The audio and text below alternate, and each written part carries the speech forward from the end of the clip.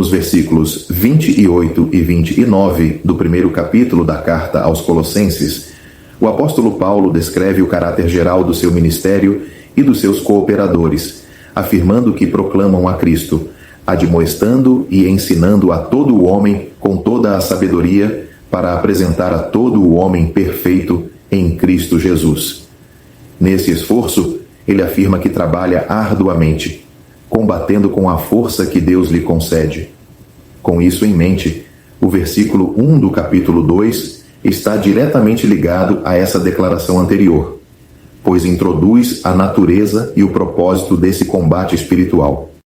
Ao dizer quero que saibais em Colossenses, capítulo 2, versículo 1, Paulo utiliza uma expressão menos comum, mas significativa, equivalente a não quero que sejais ignorantes. Ele abre seu coração, revelando o quanto está empenhado em oração pelos crentes de Colossos e Laodiceia, bem como por todos os que nunca haviam visto seu rosto em carne. Essa franqueza, no compartilhar das suas orações, tem valor encorajador. Saber que alguém ora por nós, com constância, nos fortalece na fé. Paulo descreve sua oração como um grande combate. A palavra usada, agonia, está relacionada àquela que ele emprega anteriormente, indicando um esforço constante e profundo diante do trono da graça. Essa luta não é contra carne e sangue, mas uma batalha espiritual em favor da firmeza e do crescimento espiritual daqueles crentes.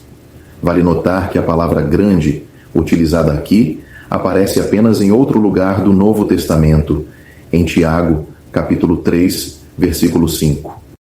Quando ele menciona por vós, os colossenses, os que estão em Laodiceia, e quantos não viram o meu rosto em carne, a preposição é a mesma para todos, unindo-os como um grupo só em seu coração e intercessão. Hierápolis, cidade vizinha, certamente está incluída aqui. Essa postura de oração revela o altruísmo de Paulo. Mesmo preso e privado, sua preocupação está voltada àqueles que não conhecia pessoalmente. No versículo 2, Paulo expressa seu desejo de que os corações dos crentes fossem consolados. A palavra grega usada pode ser traduzida também como exortados ou incentivados. Em meio à pressão dos falsos ensinamentos, eles precisavam de confirmação de que o que haviam crido era a verdade de Deus revelada em Jesus Cristo. Essa convicção traria coragem para permanecer firmes. Paulo também deseja que eles estejam unidos em amor. A unidade em amor é essencial para a estabilidade de uma igreja local. O amor à pessoa de Cristo e uns aos outros é o vínculo que sustenta essa unidade. Esse amor não é meramente emocional, mas um amor inteligente, fruto da compreensão do valor e da glória de Cristo. Ele continua no versículo 2, dizendo que seu desejo é que todos sejam enriquecidos da plenitude da inteligência, para pleno conhecimento do mistério de Deus, Cristo. A palavra grega para plenitude traz a ideia de certeza total e aparece em outros textos, como 1 aos Tessalonicenses, capítulo 1, versículo 5, Hebreus, capítulo 6, versículo 11, e Hebreus, capítulo 10, versículo 22. Aqui, Paulo está dizendo que a convicção coletiva da verdade é alcançada através da unidade em amor. Onde há divisão, surgem dúvidas. Onde há amor, a fé é fortalecida. No versículo 3, ele afirma que em Cristo estão escondidos todos os tesouros da sabedoria e da ciência. Esses termos, embora diferentes, muitas vezes se referem à mesma realidade.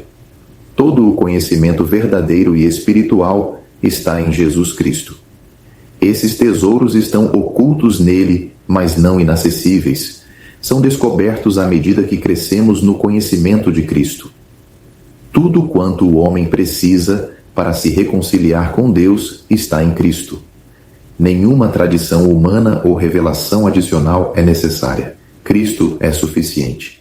Ao iniciar o versículo 4, com a expressão "e digo isto", Paulo retorna ao seu ponto principal. Ele deseja alertar os colossenses contra os perigos do engano. A palavra usada para enganar também aparece em Tiago, capítulo 1, versículo 22, e traz a ideia de ser desencaminhado por um raciocínio ilusório. Os falsos mestres usam palavras persuasivas, mas o que apresentam não glorifica a Cristo, nem edifica o povo de Deus. Essa persuasão enganosa é um perigo constante, e Paulo, como um verdadeiro pastor, não ignora essa realidade. Ele deseja proteger o rebanho pela doutrina sã, ensinando a resistir ao erro com base na verdade. Por fim, no versículo 5, Paulo expressa a tensão que sentia entre a sua ausência física e a sua presença espiritual. Ele não podia estar com eles em corpo, mas estava com eles em espírito, através da sua oração constante e da carta que lhes escrevia. Sua preocupação se traduzia em ações práticas, como o envio de Tíquico, seu companheiro fiel, para fortalecê-los. Apesar dos ataques externos, Paulo se regozijava ao ver a ordem e a firmeza da fé daqueles crentes. Ele usa dois termos militares, ordem e firmeza, indicando uma igreja organizada e resistente. O testemunho coletivo daqueles crentes era como as tábuas do tabernáculo, unidas por barras de ouro. A ordem na casa de Deus não é mantida por regras, mas pela disposição de cada crente em contribuir para a edificação comum.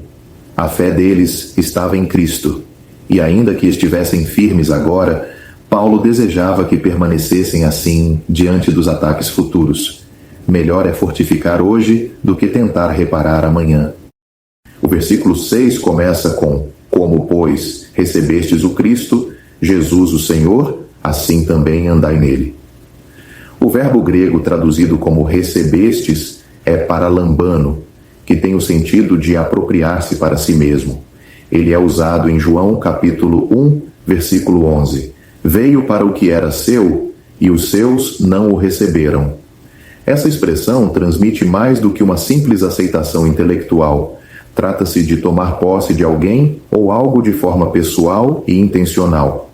Essa mesma palavra é usada diversas vezes nas cartas de Paulo, sempre no contexto de receber ensino ou instrução transmitida, como vemos em 1 Coríntios capítulo 11, versículo 23, capítulo 15, versículos 1 e 3, Gálatas capítulo 1, versículos 9 e 12, Filipenses capítulo 4, versículo 9, 1 aos Tessalonicenses capítulo 2, versículo 13, capítulo 4, versículo 1 e 2 aos Tessalonicenses capítulo 3, versículo 6.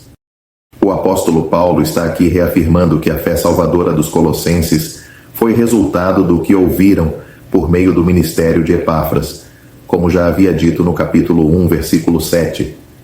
Essa mensagem é o verdadeiro evangelho, fundamentado em fatos doutrinários sólidos sobre Cristo. Paulo não está interessado no mensageiro ou na maneira como Cristo foi recebido, mas sim na pessoa que foi recebida. Ele afirma que os colossenses receberam a Cristo, não apenas uma doutrina sobre ele. Cristo é a essência das boas novas de Deus. A expressão que Paulo usa aqui, Cristo, Jesus o Senhor, não aparece em nenhum outro lugar de seus escritos com essa mesma construção. Uma forma semelhante aparece em Efésios capítulo 3, versículo 11, segundo o eterno propósito que fez em Cristo Jesus, nosso Senhor. Ambas as passagens usam o artigo definido antes do título Cristo, reforçando a identidade única e exclusiva de Jesus, como o Messias prometido.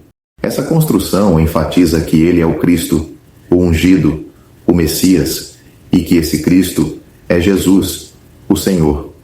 O título Senhor é acompanhado do artigo definido, reforçando a autoridade absoluta de sua divindade.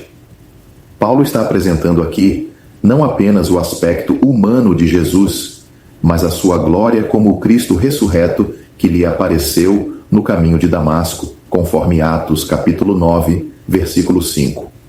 Aquele que foi crucificado e vive agora é o mesmo Jesus que Paulo perseguia.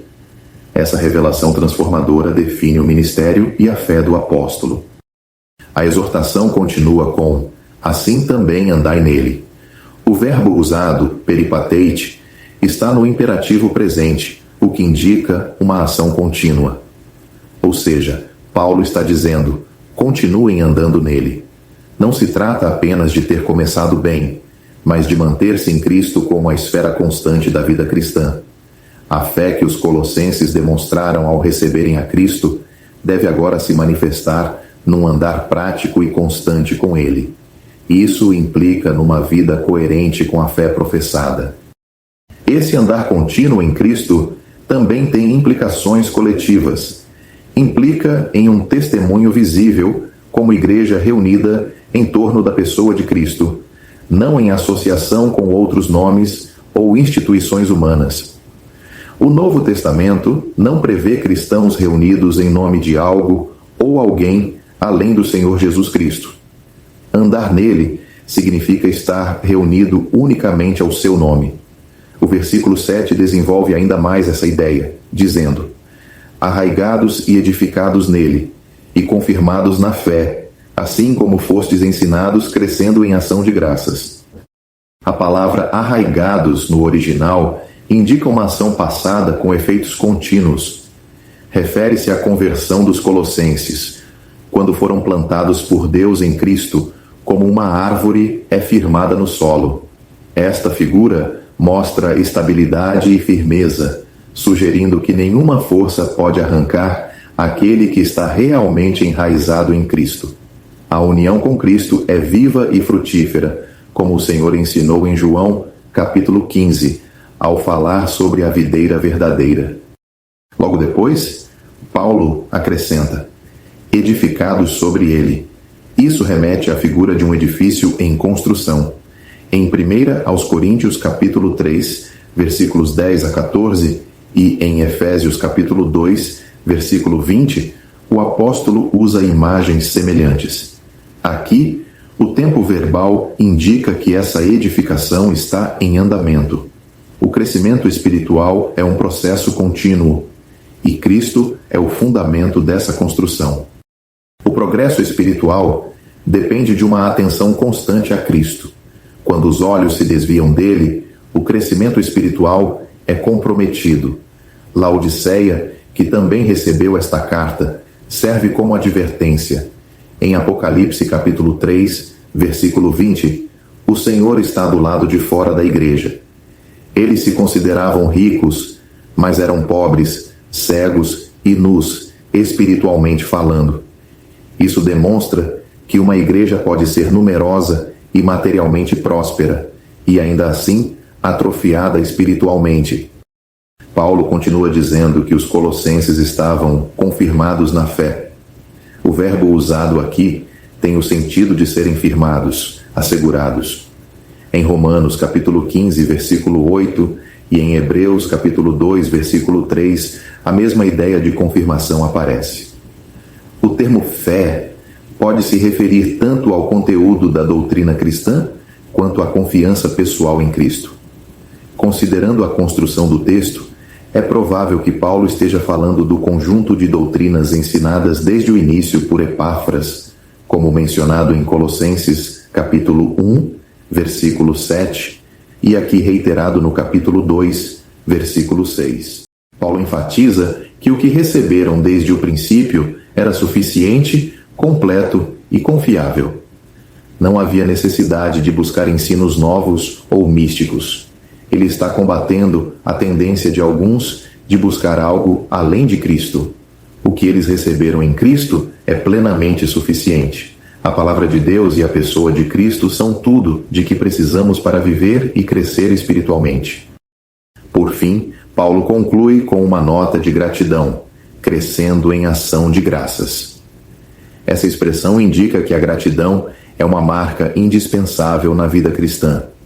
Vemos esse tema repetido em Colossenses capítulo 1, versículo 12, capítulo 3, versículos 15 e 17, e capítulo 4, versículo 2. A gratidão a Deus nos preserva da dúvida, do orgulho e da tentação de buscar algo além da suficiência de Cristo. Estar em Cristo e crescer nele deve gerar, naturalmente, uma vida de louvor e reconhecimento constante pela graça recebida. Portanto, esses dois versículos, Colossenses capítulo 2, versículos 6 e 7, nos oferecem um resumo belíssimo da vida cristã.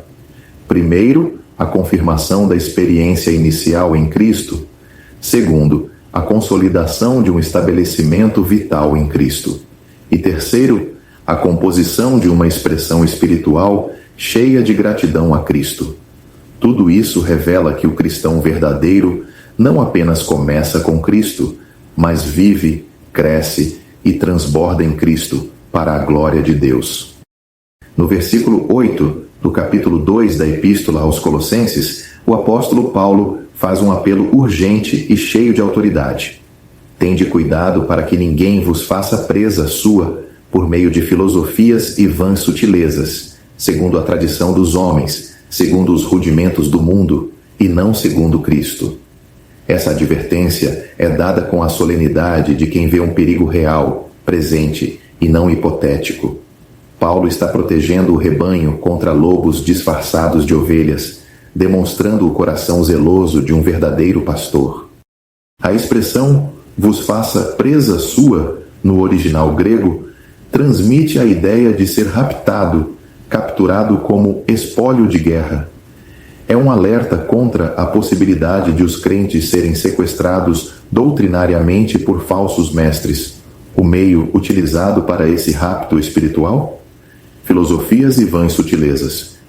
Não se trata de sabedoria verdadeira, mas de discursos vazios, baseados em tradições humanas e nos rudimentos do mundo. Essas ideias, embora possam parecer profundas, são desconectadas de Cristo. Elas se opõem à revelação divina. Paulo contrasta essa filosofia com a suficiência de Cristo. No versículo 9, ele declara: porque nele habita corporalmente toda a plenitude da divindade. A palavra usada para divindade aqui é theotes, que se refere à essência da divindade, não apenas aos atributos. Paulo está dizendo que toda a plenitude de quem Deus é reside permanentemente em Jesus Cristo, em forma corporal. É uma afirmação clara da divindade de Cristo, mas também de sua humanidade plena. No versículo 10, Paulo segue dizendo: e estais perfeitos nele, que é a cabeça de todo principado e potestade. Aquilo que Cristo é, nós recebemos por associação com ele. Estamos completos nele. Nada falta. Nenhum crente precisa de complementos espirituais, pois o Senhor Jesus é suficiente. O versículo 11 nos fala de uma circuncisão não feita por mãos, referindo-se à obra espiritual realizada por Cristo em nós. É uma circuncisão do coração, uma remoção da natureza carnal, algo muito superior ao rito cerimonial do Antigo Testamento. Em Romanos capítulo 2, versículo 29, o apóstolo Paulo explica que a circuncisão é a do coração, no espírito, não na letra. No versículo 12, Paulo menciona que fomos sepultados com ele no batismo. Nele também ressuscitastes pela fé no poder de Deus que o ressuscitou dentre os mortos. O batismo simboliza nossa identificação com Cristo em sua morte, sepultamento e ressurreição.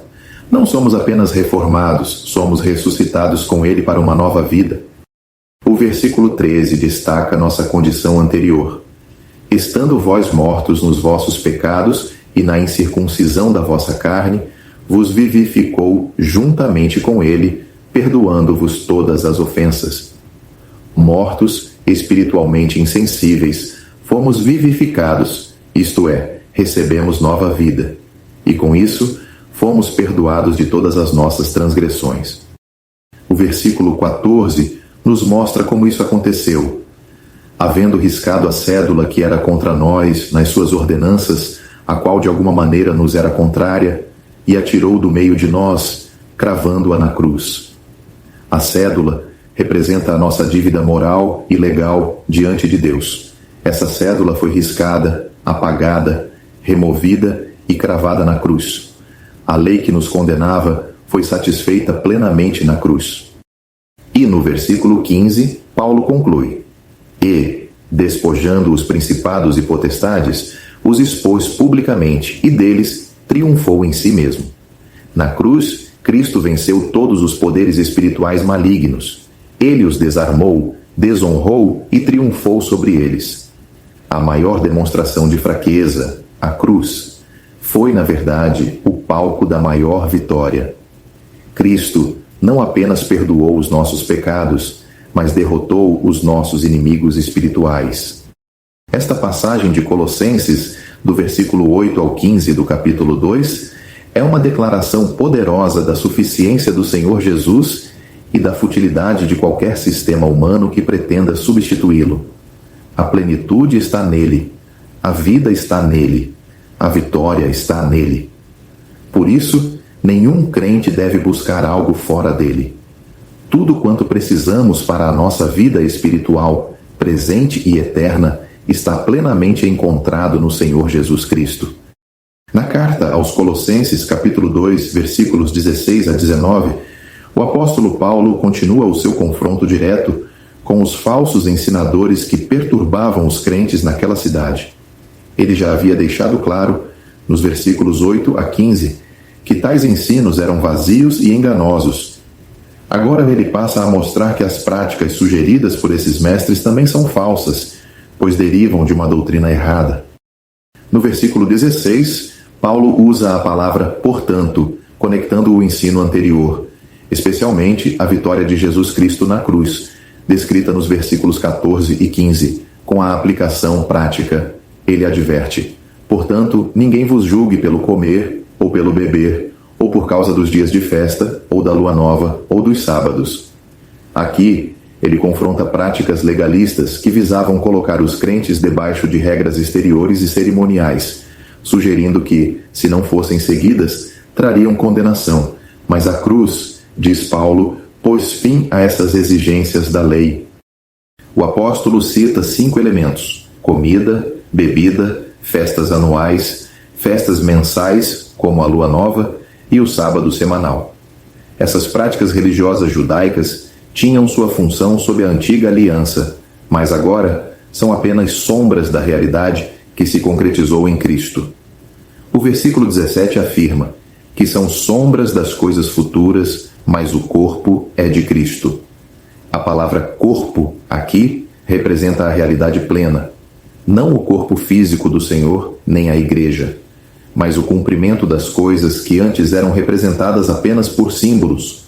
Tudo o que a lei prefigurava se cumpriu nele, como disse o Senhor Jesus em João capítulo 5, versículo 46, de mim escreveu Moisés. E como disseram Filipe e Natanael em João capítulo 1, versículo 45, havemos achado aquele de quem Moisés escreveu na lei. Contudo, os falsos mestres preferiam a sombra à realidade. Sua religião era feita de aparências, sem substância espiritual. Isso leva Paulo a outro aviso. No versículo 18, ele declara: ninguém vos domine ao seu bel prazer, com pretexto de humildade e culto dos anjos, envolvendo-se em coisas que não viu, estando debalde inchado na sua carnal compreensão. A advertência aqui já não é apenas contra o legalismo, mas também contra o misticismo. Esses mestres promoviam uma humildade falsa e ensinavam a adoração aos anjos, o que é completamente condenado nas Escrituras. Em Apocalipse, capítulo 22, versículos 8 e 9, o próprio anjo diz a João para não adorá-lo, pois ele é conservo. Esses homens não estavam ligados à cabeça, como diz o versículo 19. E quem é a cabeça? É Cristo. Paulo afirma: e não ligado à cabeça, da qual todo o corpo, provido e organizado pelas juntas e ligaduras, vai crescendo em aumento de Deus. A expressão ligado à cabeça mostra dependência viva e orgânica com Cristo. Quando isso não existe, não há crescimento espiritual verdadeiro. A igreja é o corpo e Cristo é a cabeça, como ele já havia dito no capítulo 1, versículo 18. Ele é a cabeça do corpo da igreja. Paulo demonstra que o verdadeiro crescimento não vem de práticas exteriores ou visões místicas, mas da conexão com Cristo, que nutre o corpo por meio das juntas e ligaduras, possivelmente uma referência ao ministério apostólico, aos mestres e à comunhão entre os membros. Tudo flui de Cristo. A expressão vai crescendo em aumento de Deus nos lembra que esse crescimento é promovido por Deus segundo o seu propósito. Portanto, toda tentativa de substituir a centralidade de Cristo por práticas religiosas ou por experiências subjetivas resulta em perda espiritual. Os colossenses estavam sendo ameaçados por homens que desprezavam a suficiência de Cristo, negavam a cruz, exaltavam regras humanas e promoviam visões além da revelação divina. Paulo os chama de inchados em sua carnal compreensão, isto é, cheios de orgulho, mesmo quando fingiam humildade. Este é um alerta claro também para os nossos dias. Muitos sistemas religiosos ainda hoje misturam sombra com realidade, promovem uma piedade aparente e desvalorizam a suficiência de Cristo. Mas a resposta de Paulo é firme. Não deixem que ninguém vos julgue, nem vos prive da vossa recompensa. O cristão verdadeiro encontra tudo o que precisa em Cristo, e dele flui a nutrição, a direção e o crescimento que Deus deseja para a sua igreja. Quando o Senhor Jesus é reconhecido como cabeça, e quando estamos unidos a Ele, por meio da fé e da palavra, o corpo cresce em harmonia. Assim, Paulo nos mostra que não há necessidade de rituais humanos, nem de filosofias enganosas, nem de visões místicas. Tudo o que precisamos está em Cristo, e Ele é suficiente. Quando Sara, esposa de Abraão, faleceu, ele a sepultou na cova de Macpela, conforme registrado em Gênesis capítulo 23, versículo 19. Aquele local, cujo nome significa duplo ou duplicado, tinha duas aberturas, uma entrada e uma saída. Abraão enterrou sua esposa fora da vista, mas com a esperança da ressurreição. Esse fato nos ajuda a ilustrar o ensino que o apóstolo Paulo desenvolve nesta porção. Em Colossenses capítulo 2, versículo 20, Paulo inicia dizendo: Se morrestes com Cristo, essa é a entrada. Já em Colossenses capítulo 3, versículo 1, ele continua: Portanto, se já ressuscitastes com Cristo. E aqui está a saída. Ambos os parágrafos, quando considerados juntos, nos mostram a verdade prática e espiritual da união do crente com Cristo na morte e na ressurreição. A expressão "se morrestes com Cristo" não sugere dúvida. A estrutura do original grego indica certeza, podendo ser entendida como "visto que já morrestes com Cristo". Essa união mística é um fato consumado. O ensino é reiterado em Romanos capítulo 6, Gálatas capítulo 2 e em outras epístolas. A verdade essencial é esta: quando Jesus Cristo morreu, os que creem nele também morreram. Isso deve ser aceito pela fé, pois é declarado por Deus. O apóstolo está se dirigindo aos crentes em Colossos, lembrando-os desse fato para que não sejam levados de volta a um sistema religioso ascético, cheio de regras e ordenanças humanas. A frase "quanto aos rudimentos do mundo", Colossenses capítulo 2, versículo 20, nos remete ao versículo 8 do mesmo capítulo, onde Paulo adverte contra uma filosofia baseada em tradições humanas e princípios elementares do mundo. A morte com Cristo separa o crente de tais rudimentos. A morte, em sua essência, significa separação. Por isso, aquele que está identificado com Cristo em sua morte está separado das ordenanças religiosas que nada mais são do que sombras e não substância. O crente morreu para o pecado, como ensina Romanos capítulo 6, versículo 2, e também para a lei, como vemos em Gálatas capítulo 2, versículo 19. Ele está neste mundo, mas não pertence a ele, como o próprio Senhor Jesus afirmou em João capítulo 17, versículos 14 a 16. A expressão "por que vos carregam ainda de ordenanças", em Colossenses capítulo 2, versículo 20, vem de uma palavra grega que indica a imposição de regras e preceitos. Não está claro se os colossenses estavam apenas ouvindo tais ensinos ou começando a aceitá-los, mas o uso da voz passiva no verbo mostra que Paulo esperava resistência e não submissão. No versículo 21, Paulo cita 3 proibições: não toques, não proves, não manuseis. Estas não são exortações para serem obedecidas, mas sim uma citação irônica dos decretos que estavam sendo impostos. A intenção é mostrar o caráter negativo, externo e material do legalismo. Essas regras podem parecer espirituais, mas não têm poder algum contra a carne. Paulo provavelmente tinha em mente o ensino do Senhor Jesus, registrado em Marcos capítulo 7, versículos 1 a 23. Os fariseus criticavam os discípulos por comerem sem lavar as mãos, e o Senhor os repreendeu com as palavras de Isaías, capítulo 29, versículo 13. Este povo honra-me com os lábios, mas o seu coração está longe de mim. Ele denunciou o uso da tradição humana para anular os mandamentos de Deus, e afirmou que o que contamina o homem não é o que entra, mas o que sai do coração. O texto diz ainda, em Marcos capítulo 7, versículo 19, e assim considerou ele puros todos os alimentos. Isso prepara o terreno para o argumento de Paulo. No versículo 22, Paulo afirma que todas estas coisas perecem pelo uso. O termo grego indica que tais coisas estão destinadas à corrupção, como vemos também em Romanos capítulo 8, versículo 21, e Gálatas capítulo 6, versículo 8. A ênfase está no fato de que todas essas coisas são temporais, materiais e sem valor eterno. Paulo também menciona que tais ordenanças são segundo os preceitos e doutrinas dos homens. Isso mostra claramente sua origem humana. Como Isaías já havia advertido e o Senhor Jesus repetiu, os homens estavam ensinando como doutrina aquilo que era apenas tradição humana. O crente, tendo morrido com Cristo, foi libertado desse tipo de escravidão e introduzido numa esfera onde Jesus Cristo é tudo em todos. No versículo 23, Paulo diz que essas práticas têm, na verdade, alguma aparência de sabedoria. A palavra usada, logos, pode significar aparência, reputação ou até mesmo palavra vazia. Em outras passagens, como 1 aos Coríntios capítulo 4, versículo 19, e 1 aos Tessalonicenses, capítulo 1, versículo 5, o apóstolo Paulo a contrasta com dunamis, ou seja, poder real. Essas práticas ascéticas soam como sabedoria, mas na verdade são apenas fingimento.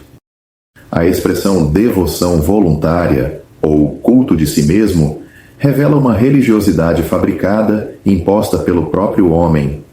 Está ligada à falsa humildade mencionada no versículo 18 e ao tratamento severo do corpo, práticas que parecem piedosas, mas nascem do orgulho humano.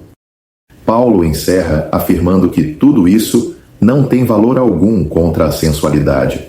Ou seja, essas regras e práticas não têm poder real para controlar os desejos da carne. O esforço humano para refrear a carne por meio de regras externas é inútil. A verdadeira santidade não vem de práticas ascéticas, mas da vida nova que recebemos em Cristo Jesus.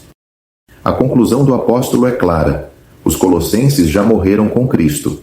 Por isso, estão livres dessas práticas rudimentares, pois morreram para elas, mundanas, porque pertencem ao céu, triviais, pois tratam de coisas perecíveis, humanas, porque são tradições dos homens, e fúteis, porque não têm valor real para combater a carne. Tudo o que precisamos está em Cristo, e nossa união com Ele é o fundamento da vida cristã prática e verdadeira.